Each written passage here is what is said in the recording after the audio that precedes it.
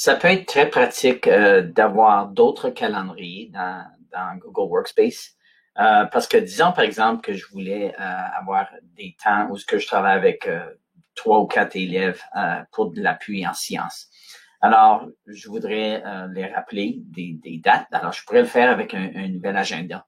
Ce que je ne veux pas faire, c'est leur donner accès à tout mon agenda. OK? Alors, tiens, pour faire ça, on va créer un nouvel agenda. Alors, on clique sur le plus en bas à la gauche et on va dire créer un agenda. Et je vais simplement appeler ceci appui science, par exemple. OK?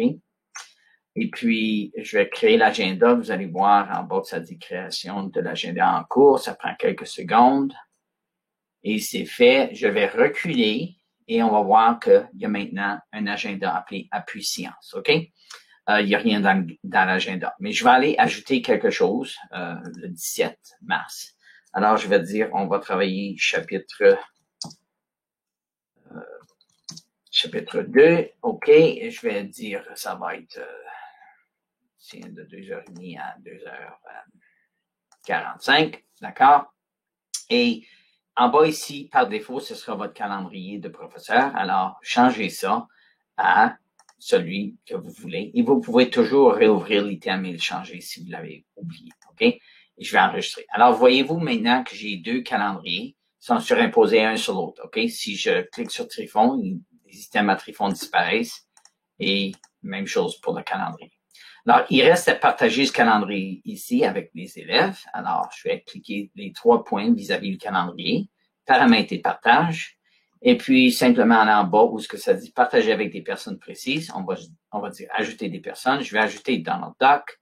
Je vais ajouter un autre, je vais ajouter Mickey Mouse, par exemple. OK? Et je vais dire envoyer.